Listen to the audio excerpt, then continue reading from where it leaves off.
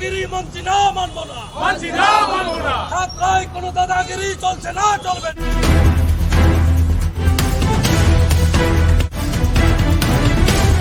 সেটা নিয়ে ওরা দাঁড়িয়েছিল, উত্তপ্ত করে বাজার করে রেখেছিল। সেই সময় ও যায়, তো ওই সময় ওরা সবাই মিলে চড়া হয়ে ওকে আক্রমণ করে।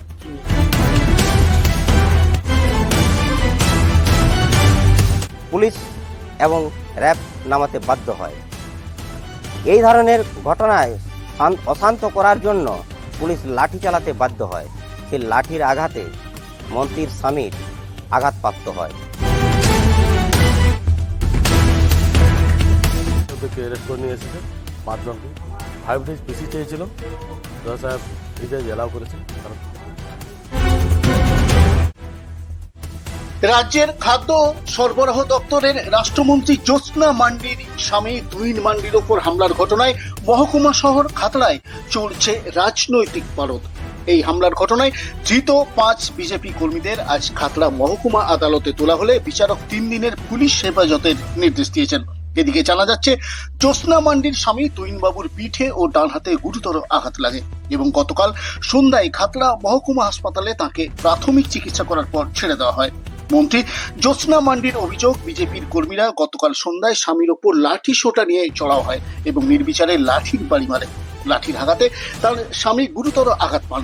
শুক্রবার সন্ধ্যায় মুদিখানায় জিনিসপত্র কিনতে বেরিয়েছিলেন স্বামী তুহিন বাবু। সেই সময় এই হামলার ঘটনা ঘটে।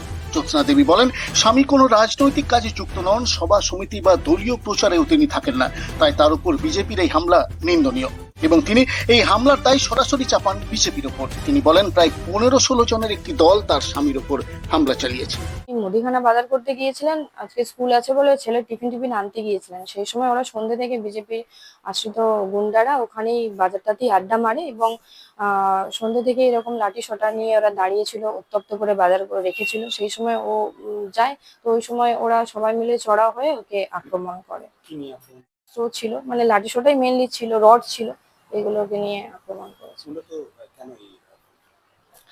যাই না, ওরা বিজেপি, আমরা তৃণমূল, বিভিন্ন সময় আমি দেখেছি যে একটা খাতটাকে এতদিন ধরে শান্ত করে রেখেছি। ওরা প্রতিনিয়ত এরকম একটা উত্তপ্ত করার চেষ্টা করে। তো কালকে ওরা প্রতিনিয়ত থাকে, কালকে গিয়েছিল, সুযোগ পেয়েছে, দাঁড়িয়েছিল, মেরেছে, মেনলি আক্রমণের জায়গা থেকে আমাকে ইয়ে করার জন্য এটা করছে। হাতে লেগেছে, হাতটা ফ্র্যাকচার হয়ে গেছে মনে হয়, এক্সরে করাবো, আর পিঠে লেগেছে। ঠিক আছে। আর বলছি যে এর পরবর্তী পদক্ষেপ কি হবে? আপনি কি ঊর্ধ্বতন কর্তৃপক্ষ মানে নেতৃত্বকে জানিয়েছেন?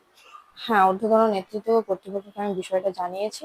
ওনাদের মতো ব্যবস্থা নেব এবং পুলিশকেও জানানো হয়েছে। পুলিশ ইতিমধ্যে অ্যাকশন নিয়েছে এবং পুলিশ যথেষ্ট সহযোগিতা করছে, ওনারা ওনাদের মতো অ্যাকশন নিচ্ছে।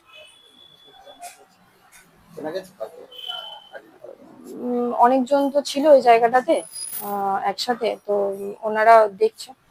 তারা কি সবাই? অন্যদিকে বিজেপির স্থানীয় নেতা তথা বাঁকুড়া সাংগঠনিক জেলার সম্পাদক দীপক দাস জ্যোৎস্না দেবীর অভিযোগ ভিত্তিহীন বলে পাল্টা দাবি করে বলেন, খাতড়া বাজারে শুক্রবার সন্ধ্যায় তৃণমূলের গুন্ডা বাহিনী বিজেপির কর্মীদের ওপর হামলা চালায়। এর জেরে দুই পক্ষই বিবাদে জড়িয়ে পড়ে। পরিস্থিতি নিয়ন্ত্রণে আনতে র্যাব মোতায়েন করা হয়। র্যাব বেধড়ক লাঠিচার্জ করে। সেই লাঠির আঘাতে বা তৃণমূলের কোনো কর্মীর লাঠির আঘাতে অর্থাৎ সেম সাইডে আঘাত পেয়ে থাকতে পারেন তুহিন বাবু। এর সাথে বিজেপির কোনো যোগসূত্র নেই। আমরা দেখলাম কিছুদিন পূর্বেই আর খাতড়ার পাম্পের মোড়ে তৃণমূলের ঝামেলা, গোষ্ঠীকন্দল, সেই কারণে পাম্পে র্যাব নেমেছিল। সেই রকম গতকালকে তৃণমূলের কিছু আশ্রিত গুন্ডা বাহিনী তারা মোটরসাইকেলে চড়ে মুখে কাপড় বেঁধে আর লাঠি সোঁটা নিয়ে পুরো খাতড়া তারা চষে বেড়াচ্ছে শান্ত খাতড়াকে অশান্ত পরিবেশ করার জন্য। সেই কারণে পুলিশের কাছে খবর যায়, পুলিশ এবং র্যাব নামাতে বাধ্য হয়। এই ধরনের ঘটনায় অশান্ত করার জন্য পুলিশ লাঠি চালাতে বাধ্য হয়। সেই লাঠির আঘাতে মন্ত্রীর স্বামীর আঘাতপ্রাপ্ত হয়। তুহিন মান্ডির বাড়ি কোথায় আর ঘটনার স্থান কোথায়? দেখতে হবে যে ঘটনার স্থান করালি মোড় সংলগ্ন হনুমান মন্দির এবং সামনে আড্ডা, তার সাথে সাথে তৎসংলগ্ন বিজয় দাসের মোড়। এই মধ্যেই ঘটনা। এই ঘটনার মধ্যেই সেইখানে এই তুহিন মান্ডির গুন্ডা বাহিনী সেখানে প্রবেশ করে।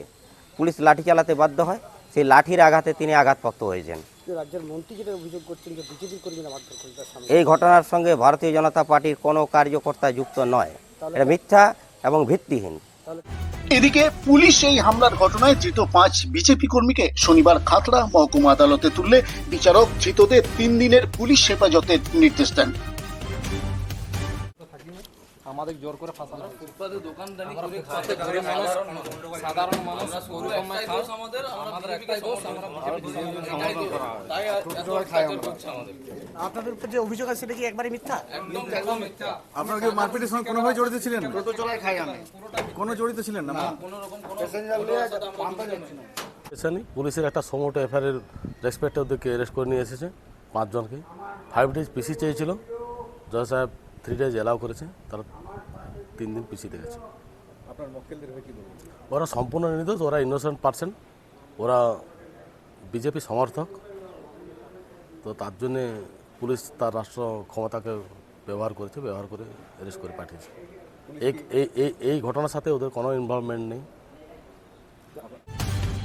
খোদ মন্ত্রীর স্বামীর উপর এই হামলার ঘটনায় জেলার জঙ্গলমহল জুড়ে আলোড়ন ফেলে দিয়েছে, পাশাপাশি জেলার রাজনৈতিক মহল জুড়েও চর্চার বিষয় হয়ে দাঁড়িয়েছে। দুবারে বিধানসভা ভোট, তার আগে এই ঘটনায় রাজনৈতিক উত্তেজনার পারদ যে ঊর্ধ্বমুখী তা বলাই বাহুল্য। পুরো রিপোর্ট বাঁকুড়া 24x7 খাতড়া।